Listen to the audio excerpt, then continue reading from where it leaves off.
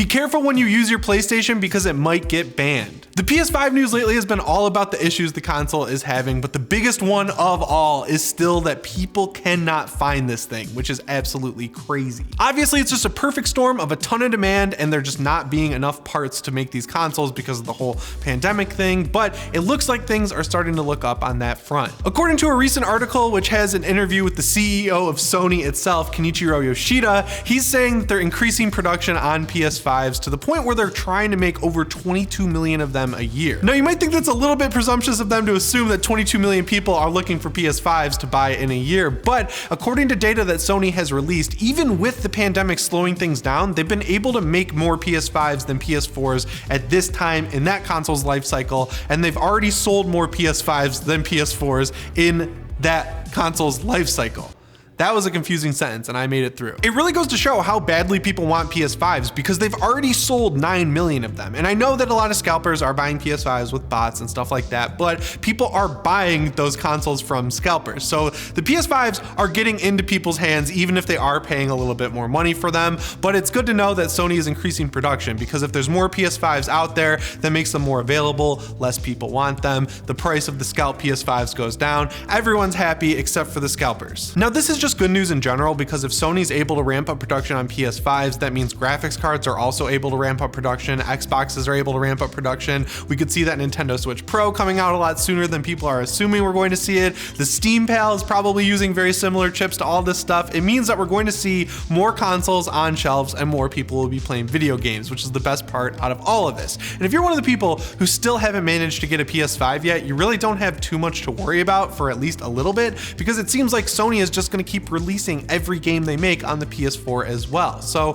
the longer you wait, the better off you're gonna be. At this point, just stick with your PS4, enjoy the games on there. Don't try so hard to get a PS5 because you're gonna be able to get one soon, and maybe by the time you actually are able to get one, they'll be talking about the PS5 Slim because we know that's probably coming in the next couple of years. So hopefully by increasing production and getting more PS5s in people's hands, that means Sony starts making some actual PS5 exclusives. That's the dream, guys. That's the dream. And unfortunately, even though Sony is making more PS5s and getting them into more people's hands, they've got another problem plaguing them right now, which involves their PlayStation Direct website. So at this point, I don't need to get into the nitty-gritty of how this website works, but it's basically you buying a PS5 directly from Sony and you have to log into the site with your PSN account. They invite you to come into this big pool of PS5s at a certain time, and then when the clock starts, you have until they're sold out to buy them. It's pretty simple. But the new issue that people are finding out about now, thanks to one of my favorite Twitter accounts ever, Wario64, is that Sony seems to be inviting a lot of people to buy PS5s on PlayStation Direct who have already been invited to buy PS5s on PlayStation Direct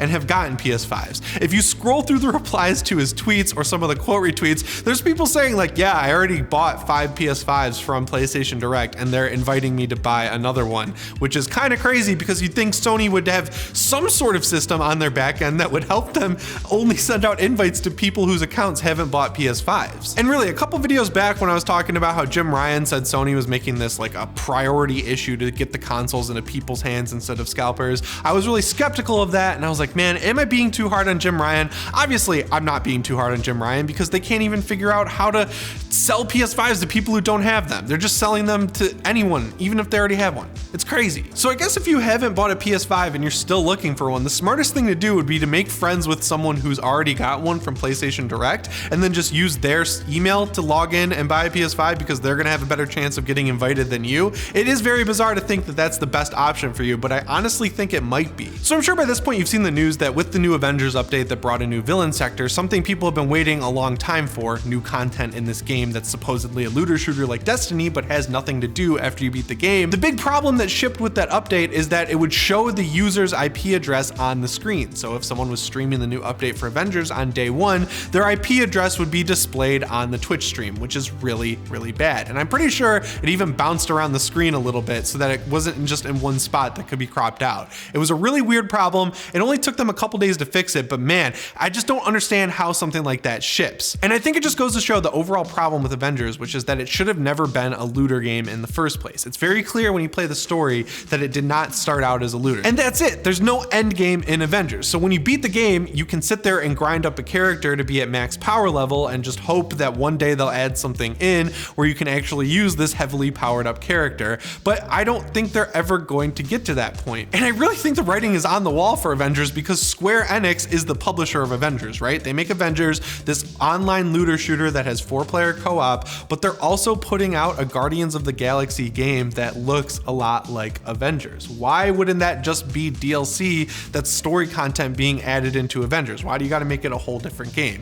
The reason they're making it a whole different game is because they know that Avengers is losing them money and they probably are going to kill it once they get Spider-Man out. That's what I really think the best option is, as much as that sucks. And the crazy thing is, I think the idea to have an Avengers style looter game actually is smart. You've got all these possibilities to have co-op, you could run dungeons over and over again. It could just be Destiny with an Avengers skin, but that's not what we're getting here. And I feel like, yeah, it's just time to pull the plug. If you're one of the few people who managed to recently get a PS5 and you're looking for some new games to download to it or go pick up, I would either wait or go look for some of them used, because we've finally seen Sony dropping the price on some of their biggest exclusives. Just over this past weekend, Returnal and Demon's Souls were dropped all the way down to $50. Spider-Man Miles Morales was on sale for $30. Neo and Neo 2, the complete collection, was on sale for something like $50 or $60 for both games together. It's been a long time that we've been waiting for this to finally start happening, but this sale is the second time in I think about 2 weeks where I've seen these games all drop down to around $50. This sale was on the PlayStation Store, but I saw the exact same sale a couple weeks ago at Target. I've seen Amazon copying Target, and then I've seen Best Buy copying all 3 of these stores. So yeah, if you're looking for new games to buy,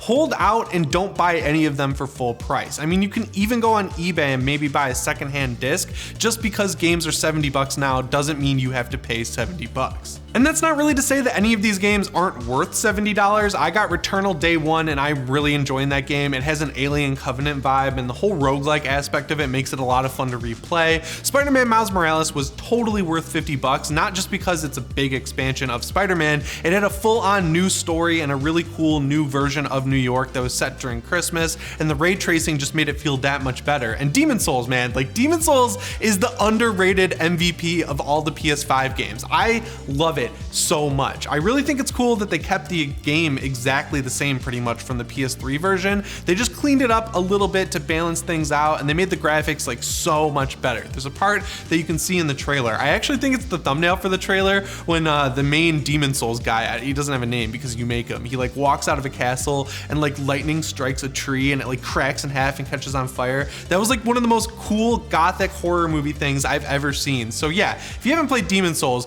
wait for that one to be $50 and then go pick it up. I feel like things just keep getting worse for the PS3. We talked about the CMOS battery issue a couple months back, where I guess if the battery dies and the internal clock with the PS3 can't connect to the internet, it'll just brick your console and you won't be able to play any downloaded games or even disc games. And then Sony decided they were going to shut down the digital store for the PS3, despite the fact that there's no real form of backwards compatibility with that console on the PS5. People were really upset about that. And now there's a brand new problem where Sony got hacked, and somehow that's resulting in people's PS3s being hardware banned from connecting to the PSN. So basically the way that this was discovered is some people were trying to get online on their PS3s and it wouldn't let them log into the PSN. But then when they would go on a website or a different PS3 and try and log in, they were totally able to do it, which is how people figured out that it's their actual PS3 console's ID being banned on Sony's end. Now you'd assume this really isn't affecting a lot of people, but I think there are actually a lot of people who still play GTA 5 on PS3. It's one of the biggest games of all time. It's actually the second biggest game of all time. And even though Rockstar is shutting down the servers in December, I feel like there's still a lot of people holding out and playing on their PS3s as much as they can. So knowing that one of the biggest games being played still on PS3 is an online game and people's PS3s are being hardware locked from accessing the PSN, that's actually going to be a really big problem for Sony. So going into this video, I was wondering how Sony being hacked would result in people's PS3s getting banned, and I figured it out. There was a data breach that resulted in a lot of people's info getting out there, and then their PlayStation accounts were being used on PS3s to sell cheats or something. I don't really fully understand it, but that seems to be the main issue. So people are either getting 48-hour or 72-hour bans on their PlayStation, but a lot of people are also getting permanent bans on their PS3s. And just knowing that there's no real way to play PS3 games unless you have a PS3 or use PS Now, this is going to become a big issue for Sony. Backwards compatibility is one of those things that I feel like was only really really getting brought up in the beginning because it was the one thing Xbox was doing better than Sony for a while, and obviously things have changed a little bit there, but now that we know how many games are trapped on that console, I think Sony needs to figure something out. There's got to be a way for us to go back and play Metal Gear Solid 4, which for some reason is only available on PS3. There's got to be a way for us to go back and play the Resistance series. There's got to be a way to play stuff like Starhawk. That's part of PlayStation's history, and that's the reason people really like PlayStation. Their games are really good, they hold up for a long time, and they're fun to revisit because people are nostalgic for them.